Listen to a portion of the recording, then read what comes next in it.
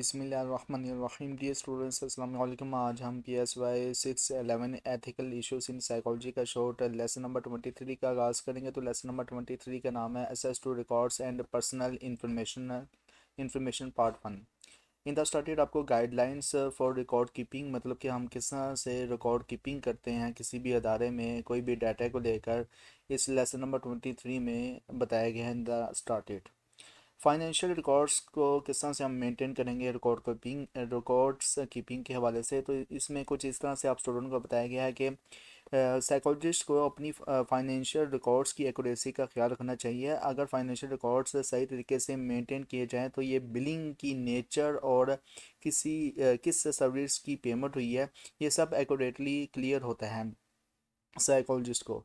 Updated record keeping से psychologist और clients को ये भी मालूम होता है कि किस बैलेंस का ना अकोमोलेशंस हो रहा है, जो अगर एड्रेस नहीं किया गया तो प्रोफेशनल रिलेशनशिप पर नेगेटिव असर ना डाल सकता है। ये फाइनेंशियल रिकॉर्ड्स वगैरह डिस्पोजिशंस ऑफ रिकॉर्ड्स की बात करें तो उसमें बताया गया कि साइकोलॉजिस्ट को ना रिकॉर्ड्स का ट्रांसफ़र ऐसे तरीके से प्लान करना चाहिए कि ट्रीटमेंट का कंटिन्यूटी बना रहे। और जब साइकोलॉजिस्ट अपने डायरेक्ट कंट्रोल में ना हो तो तब भी रिकॉर्ड्स को ना असेस किया जा सके। जब वर्क से सेपरेशंस, रिलोकेशंस या डेथ हो तब क्लाइंट्स रिकॉर्ड्स को ना ख़ास तवज्जो दी जाती है। और इस वाले पैराग्राफ में आपको बताया गया है कि साइकोलॉजिस्ट को ऐसे तरीक़ों का इस्तेमाल करना चाहिए जो कॉन्फिडेंशियलिटी को, मतलब कि राजदारी को परसीव करे, मतलब कि महफूज रखे और रिकॉर्ड्स को ना रिकवर होने से ना रोके। कुछ केसेस में ना लीगल और रेगुलेटरी रिक्वायरमेंट्स के मुताबिक ना साइकोलॉजिस्ट को अपने क्लाइंट्स को रिकॉर्ड्स की कस्टडी में होने वाले चेंजेस के बारे में ना नोटिफाई करना पड़ता है।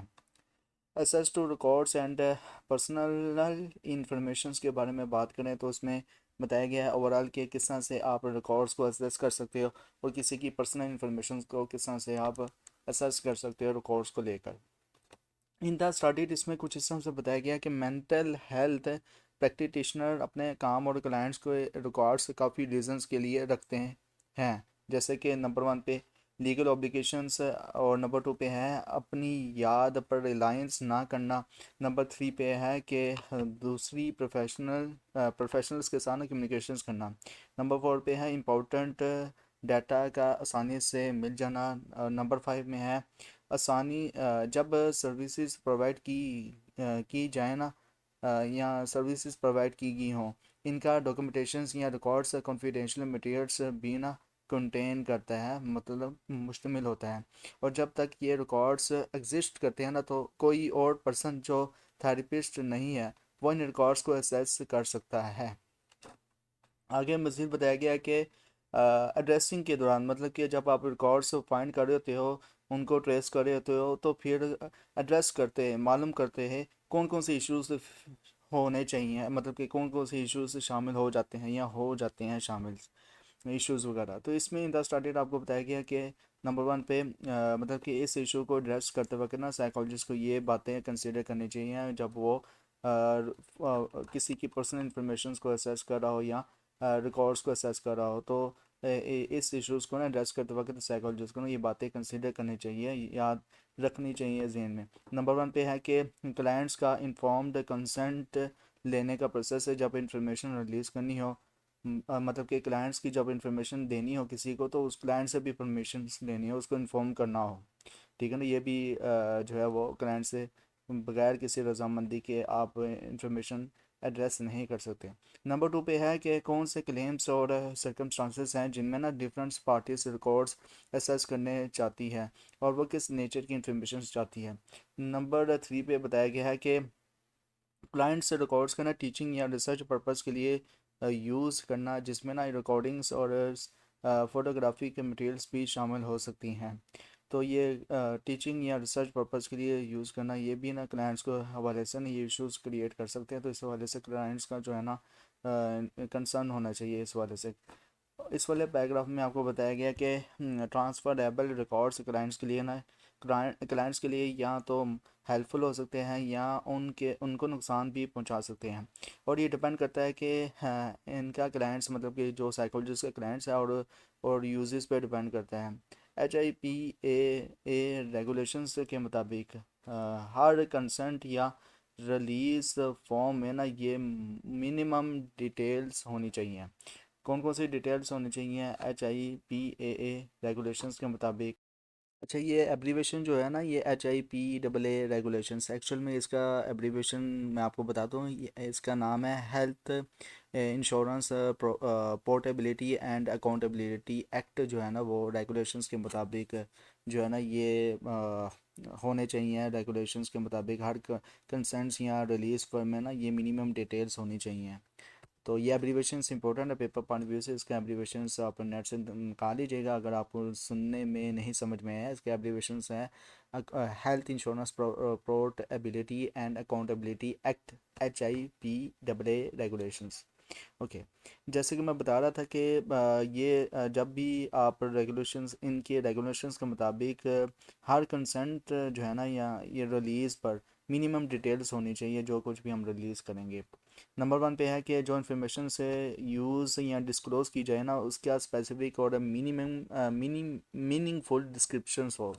नंबर टू पे बताया गया है कि वो पर्सन्स के नाम जो इन्फॉर्मेशन डिस्क्लोज करने के लिए अथोराइज्ड है। नंबर थ्री पे बताया गया है कि इंफॉर्मेशंस का यूज़ या डिस्क्लोज का पर्पस जो है वो भी होना चाहिए। और नंबर फोर में बताया गया है कि वो पर्सन्स का नाम जो इन्फॉर्मेशन रिसीव करने के लिए ऑथराइज्ड है।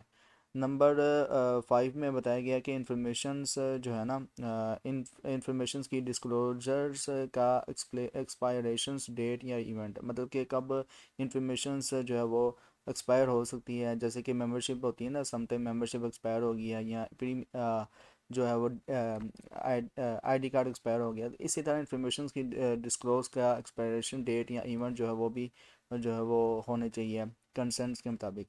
ऑथराइज्ड एंड वाले पॉइंट पे बताया गया कि ऑथराइज्ड देने वाले पर्सनस का सिग्नेचर और डाटा जो है वो हो, जो भी इंफॉर्मेशन दे रहा है या जो इंफॉर्मेशन एड्रेस कर रहा है। क्लाइंट एक्सेस टू रिकॉर्ड्स के बारे में बात करें तो इसमें बताया गया कि क्लाइंट्स का अपना मेंटल हेल्थ रिकॉर्ड्स तक एक्सेस रखना हिस्टोरिकली एक कंट्रोवर्शियल टॉपिक रहा है। मतलब कि ये अक्सर होता रहा है डिस्कस टॉपिक, लेकिन ये इशू थोड़ा चेंज होता है डिपेंडिंग ऑन किस टाइप के रिकॉर्ड्स इन्वॉल्व हैं। थेरेपिस्ट को ना ये अज्यूम करना चाहिए कि हर पेशेंट कभी ना अपने रिकॉर्ड्स देखने का कह सकता है। और जो लोग इसका रिक्वेस्ट, मतलब जो लोग भी या पेशेंट भी जो भी इसकी रिक्वेस्ट करेंगे ना, इनका अनटाइमली कॉपीज मिल जानी चाहिए। थेरेपिस्ट को ये अच्छा लगता है या ना लगता हो, फिर भी ये कॉपीज मिल जानी चाहिए जब भी कोई थेरेपी करवाने आया हो। तो इसमें हिप्पा के मुताबिक ना प्रैक्टिशनर को ना चार specific categories of record recognise करने चाहिए। अच्छा, ये हिप्पा मतलब कि HIPPA के मुताबिक जो है ना, मैं फिर दोबारा इसका नाम बता देता हूँ, बहुत इंपॉर्टेंट है।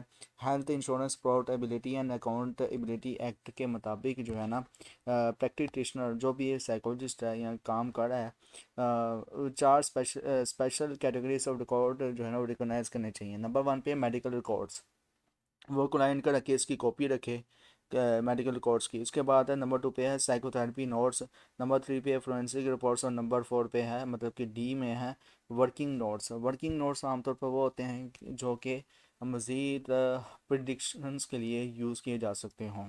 ओके, तो जैसे कि मैं बता रहा था इसमें मेडिकल रिकॉर्ड्स के हवाले से, तो ये वो रिकॉर्ड्स होते हैं जो जनरल ऑफिस या इंस्टीट्यूशंस के लिए अपॉइंटमेंट्स या डायग्नोसिस से प्रिस्क्रिप्शंस, मतलब कि जो नुस्खा जात होते हैं, इंश्योरेंस क्लेम्स प्रोसीजर्स की डिटेल जो है वो रखते हैं। ये रिकॉर्ड्स ना non physicians, mental health clinicians भी मेंटेन करते हैं और सेक्रेटरीज के रिकॉर्ड्स भी इसमें ना शामिल होते हैं।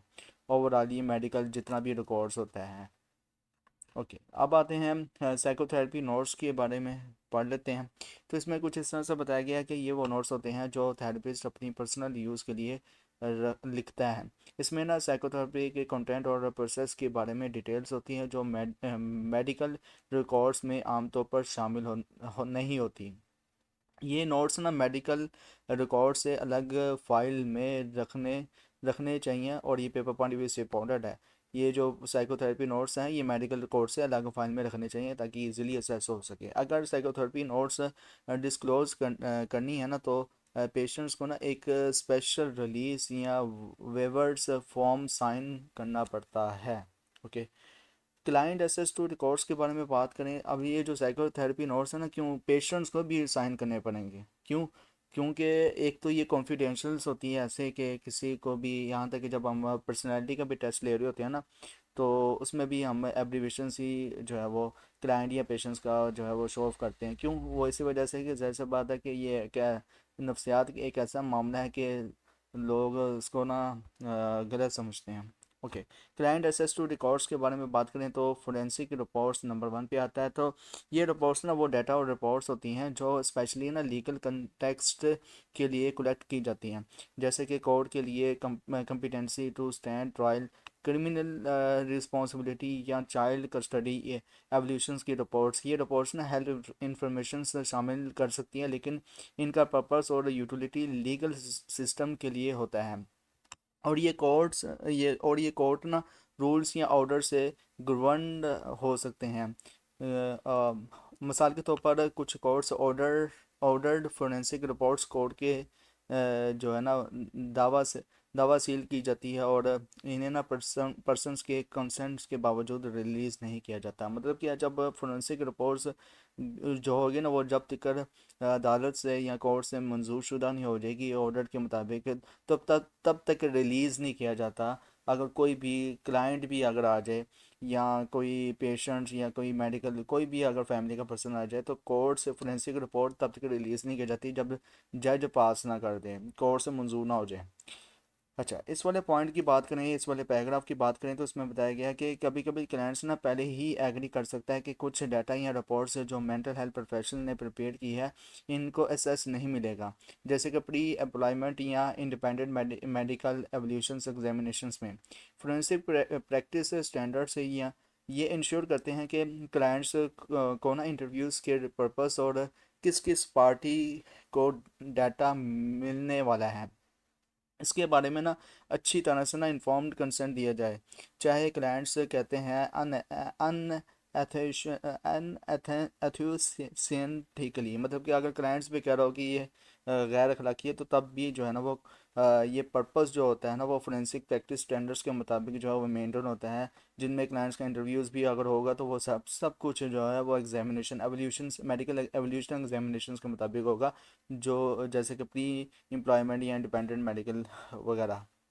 वर्किंग नोट्स के बारे में बात करें तो इसमें कुछ इस तरह से बताया गया है कि ये वो इंप्रेशंस, हाइपोथेसिस और हाल फॉर्म्ड आइडियाज़ होते हैं जो मेंटल हेल्थ प्रोफेशनल्स या ट्रेनर्स या ट्रेनी अपने ना कंप्रीहेंसिव रिपोर्ट्स या रिकमेंडेशंस बनाने के लिए लिखते हैं।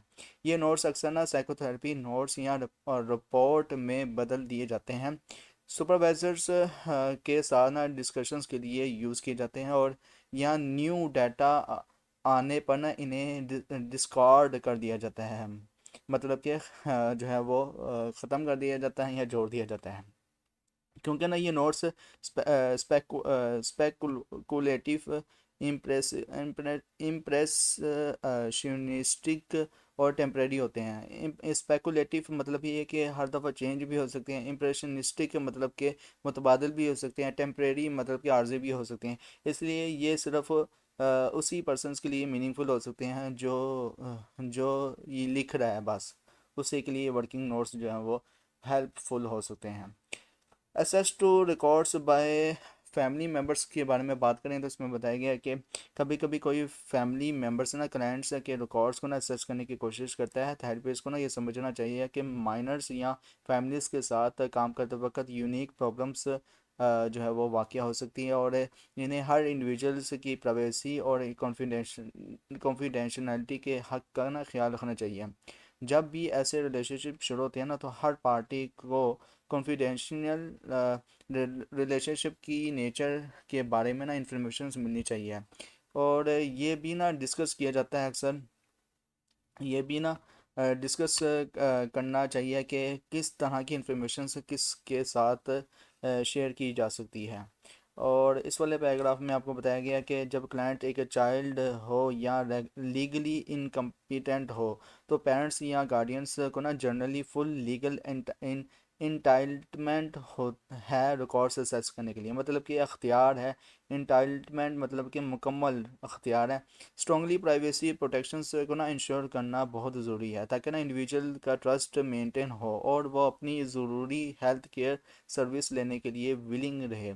कुछ रूल्स में ना जो हेल्थ केयर प्रोवाइडर्स को क्लाइंट्स की प्रोटेक्टेड इंफॉर्मेशन शेयर करने से रिलेटेड होती है। अब कौन कौन सी इंफॉर्मेशन रिलेटेड होती है, नंबर वन पे है पेशेंट्स की फैमिली मेम्बर्स, फ्रेंड्स या दूसरे लोग जो पेशेंट्स की केयर में इन्वॉल्व हैं, इनसे ना कम्युनिकेट करना। दूसरे पॉइंट में बताया गया कि जब पेशेंट्स अडल्ट हो तो फैमिली मेम्बर से ना कम्युनिकेट करना। नंबर थ्री पे बताया गया कि जब पेशेंट्स माइनर हो तो उसके ना पेरेंट्स से कम्युनिकेट करना। नंबर फोर पे बताया गया कि पेशेंट्स की कैपेसिटी को ना कंसिडर करने के वो अपनी इंफॉर्मेशन से शेयर करना है या ऑब्जेक्शंस करने में कैपेबल है या नहीं। नंबर फाइव में बताया गया कि फैमिली मेम्बर्स को इन्वॉल्व करना जब पेशेंट्स मेडिकेशंस या थेरेपी में फेलियर शो करे। नंबर सिक्स में बताया गया कि फैमिली मेम्बर को सुनना जब वो अपने लव्ड वंस के मेंटल हेल्थ ट्रीटमेंट के बारे में बात कर रहे हों। नंबर सेवन में बताया गया कि फैमिली मेम्बर्स लॉ इन्फोर्समेंट या दूसरे लोगों से ना कम्युनिकेट करना जब पेशेंट्स अपने आप या दूसरे लोगों को सीरियस हार्म का थ्रेट दे रहा हो। आगे है एसेस टू अडल्ट रिकॉर्ड्स। इसमें बताया गया कि थेरेपी के लिए ना इफ़ेक्टिव होने के लिए एक पर्सन्स को अपने थॉट्स, फीलिंग्स, एक्सपीरियंस और बिहेवियर डिस्क्लोज करने में ना फियर ऑफ जजमेंट का शिकार नहीं होना चाहिए। इसे ना ये कॉन्फिडेंस होना चाहिए, मतलब कि जो क्लाइंट है या पेशेंट्स है उसे ये कॉन्फिडेंट होना चाहिए कि थेरेपिस्ट या इन्फॉर्मेशन थर्ड पार्टीज़ के साथ शेयर नहीं की जाएगी।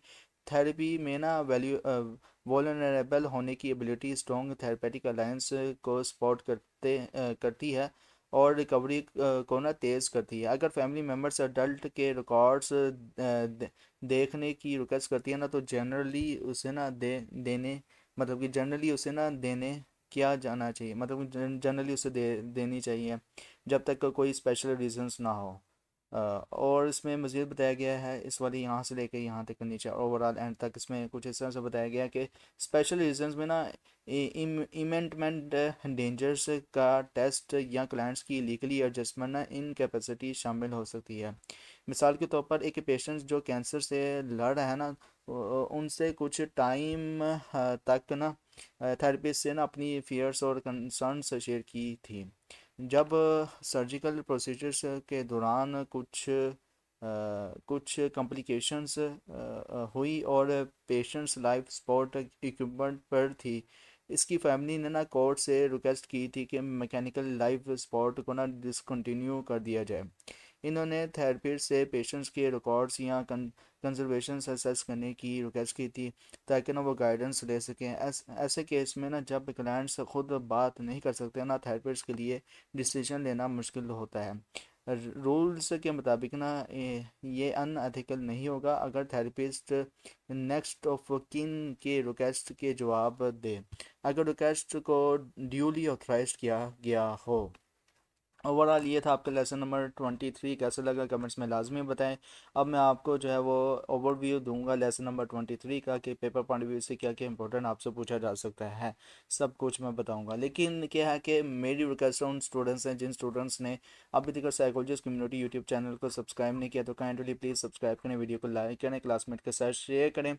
इसके अलावा वो स्टूडेंट्स जो इस्लामिक और मॉडर्न साइकोलॉजी के बारे में जानने में इंटरेस्टेड हैं या कोई साइकोलॉजिस्ट अगर वीडियो देख रहा है तो अगर इस्लामिक और मॉडर्न साइकोलॉजी के बारे में जानने में इंटरेस्टेड है तो Inner Psychoflix YouTube channel power by psychologist community, इस चैनल को इनर साइकोफ्लिक्स यूट्यूब चैनल को लाजमी तौर पर सब्सक्राइब करें। इसी वीडियो के डिस्क्रिप्शंस में या राइट साइड पे आपको आई बटन शो हो रहा है, यहाँ पे आपको लिंक मिल जाएगा चैनल का, तो लाजमी तौर पर सब्सक्राइब करें। यहाँ तक कि वीडियो के एंड पे भी आपको इनर साइकोफ्लिक्स यूट्यूब चैनल का लिंक मिल जाएगा। ये लेसन जो है वो बहुत ही मज़े का है एक्चुअल में। इसमें ना आपको इन द स्टार्टेड अगर बात करूँ, सबसे पहले ये है कि फाइनेंशियल रिकॉर्ड्स बहुत बहुत इंपॉर्टेंट आपसे पूछा जा सकता है। फाइनेंशियल रिकॉर्ड्स को किस तरह से मेंटेन कर सकते हैं? फाइनेंशियल रिकॉर्ड में क्या क्या शामिल होता है? ज़ाहिर सा पता है कि बिल पेड है या बिल पेड है या नहीं है। Up to date record keeping होती है इसमें। नंबर वन पे अगर मैं स्टेप बाय स्टेप बताता हूँ, फाइनेंशियल रिकॉर्ड्स में सबसे पहले ये होता है कि billing nature of the payments obligations होती है। नंबर टू पे होता है बिल पेड है या अनपेड है। Up to date record keeping होती है। लेफ्ट और उसके बाद है लेफ्ट एंड रेस्ट होते हैं। क्लाइंट टू अकोमोडेशन बैलेंस जो है उसमें शामिल होता है। प्रोफेशनल रिलेशनशिप को देखते हैं ताकि एडवर्सली इसको किया जा सके। डिस्पोजिशंस ऑफ रिकॉर्ड्स में ज़ाहिर सी बात है कि वो रिकॉर्ड्स होते हैं जिसमें हम एक साइकोलॉजिस्ट प्लान बनाता है कि किस तरह से रिकॉर्ड्स को ट्रांसफ़र करना है, मतलब कि एक जगह से दूसरी जगह ट्रांसफ़र करना है। इसमें क्या होता है कि सबसे पहले ट्रीटमेंट और अप्रोप्रिएट एसेस टू रिकॉर्ड्स शामिल होते हैं। साइकोलॉजिस्ट जो है ना वो लंबी डायरेक्ट कंट्रोल नहीं रखता है इस चीज़ को। डिस्पोजिशन रिकॉर्ड्स को पेपर पॉइंट ऑफ व्यू से इंपॉर्टेंट है, पूछा जा सकता है। क्लाइंट्स जो होते हैं वो अपने मतलब स्पेशल ट्रीटमेंट के हवाले से ना इन रिकॉर्ड्स को डिस्पोजिशन रिकॉर्ड्स को एसेस कर सकते हैं। जैसे कि सेपरेशन फॉर वर्किंग के लिए रीलोकेशंस या डेथ के हवाले से जो है ना वो इनको एसेस कर सकते हैं। जबकि एंड ओवर्स एम्प्लॉयज़ की मेथड के मुताबिक क्या होगा कि अगर साइकोलॉजिस्ट एंड ओवर्स तो एम्प्लॉय मेथड्स कर रहा है तो कॉन्फिडेंशियलिटी होनी चाहिए, प्रिवेंटिव रिकवरी होनी चाहिए, लीगल और रेगुलेटरी अथॉरिटी के रिक्वायरमेंट के मुताबिक जो है वो होनी चाहिए। आगे है access to records and personal information के बारे में बात करें तो किस तरह से रिकॉर्ड्स जो है वो साइकोलॉजिस्ट असेस कर सकता है या फिर पेशेंट्स या क्लाइंट असेस कर सकता है। तो ज़ाहिर सी बात है कि दोनों के लिए मेंटल हेल्थ प्रैक्टिशनर्स के लिए सबसे पहले ये कि वो कीप रिकॉर्ड्स करें अपने काम के दौरान क्लाइंट्स के लिए, और वैरायटी ऑफ रीजंस के साथ वो रिकॉर्ड कीपिंग करें। नंबर वन पे लीगल ऑब्लिगेशंस और लीगल ऑब्लिगेशंस की बात करें तो हिपा अदारा है, इसके मुताबिक जो है वो कर सकता है ओवरऑल, या फिर जो जिस अदारे में भी काम कर रहा है तो उस अदारे की मुताबिक जो है वो रिकॉर्ड कीपिंग करेगा। एसेस टू रिकॉर्ड और पर्सनल इंफॉर्मेशन जो है वो रखेगा प्रैक्टिशनर या साइकोलॉजिस्ट। इसमें से दो तीन बस पॉइंट आप याद कर लेना। पेपर पॉइंट भी इंपॉर्टेंट आपसे पूछा जा सकता है लेकिन इतना इंपॉर्टेंट नहीं है। आगे है कि एक साइकोलॉजिस्ट के लिए क्या इशू होता है जब वो एड्रेस कर रहा हो डाटा वगैरह को, तो ये बहुत बहुत इंपॉर्टेंट है, पूछा जाता है अक्सर। इसके अलावा transfer release of records, transfer able जो रिकॉर्ड्स होते हैं इनके कंसर्न्स के होते हैं। तो ये कंसर्न जो होते हैं वो हिप्पा रेगुलेशंस के मुताबिक होते हैं, और ये ग्रेट असिस्टेंट होते हैं किसके लिए, डिटरमेंट डेट्रीमेंट टू क्लाइंट्स को लेकर, depending on their clients contents और यूजेस को लेकर। ओके, अब यूजेस जितना होगा तो उसके मुताबिक जो है वो फिर रिलीज ऑफ रिकॉर्ड्स को ट्रांसफरेबल किया जाएगा। ये नहीं है कि एक रिकॉर्ड्स की 10-10 कॉपी हों, तो ज़रूरी होता है कि उस रिकॉर्ड्स को कितने टाइम जो है इशू किया गया, रिलीज़ किया गया, उसका मेंटेनेंस जो है ना वो रिकॉर्ड वो भी शामिल होना चाहिए। तो इस इनमें से दो तीन बस आप याद कर लेना, पेपर पानी बेस इंपॉर्टेंट है। हिपा जो है ये मतलब कि HIPAA, इसके एब्रीवेशंस जो है वो बहुत इंपॉर्टेंट है, तो आपसे पूछा जा सकता है। हिपा के कंसिडरेशंस किया है चार तरह की जो स्पेशल कैटेगरीज ऑफ रिकॉर्ड को लेकर। तो ये बहुत बहुत इंपॉर्टेंट है। नंबर वन पे हिपा के मुताबिक मेडिकल रिकॉर्ड्स होने चाहिए, साइकोथेरेपी नोट्स होने चाहिए, फोरेंसिक रिपोर्ट्स होने चाहिए, वर्किंग नोट्स, मेडिकल रिकॉर्ड्स होने चाहिए। उसके बाद अगर हम आते हैं इस वाले पैराग्राफ में, तो मेडिकल रिकॉर्ड्स में क्या क्या होना चाहिए। सबसे पहले ये क्रोनिक अपॉइंटमेंट जो है वो महफूज होनी चाहिए, नॉन फिजिकल फिजिशियंस मेंटल को लेकर, और क्लिनिकल रिकॉर्ड्स ऑफ सेक्रेटरिस्ट को लेकर ये जो है ये कॉन्फिडेंशियल होनी चाहिए, ठीक है। और जो कुछ भी है ये मेडिकल रिकॉर्ड्स में आता है, मेडिकल रिकॉर्ड्स में आता है, जनरल ऑफिस और इंस्टीट्यूशनल रिकॉर्ड्स के ये सब इसमें शामिल होते हैं। आगे है साइकोथेरेपी नोट्स की बात करें तो साइकोथेरेपी नोट्स जो हैं वो बहुत बहुत इंपॉर्टेंट है, आपसे पूछे जा सकते हैं, क्योंकि ये जो साइकोथेरेपी नोट्स होते हैं ना ये आमतौर पर ये परमानेंट भी नहीं होते हैं, और साथ में ये होता है कि ये विश टू रिकॉर्ड्स, मतलब कि आप अपनी ज़ाती इस्तेमाल के लिए जो है as a psychologist psychotherapy notes जो हो बना सकते हो।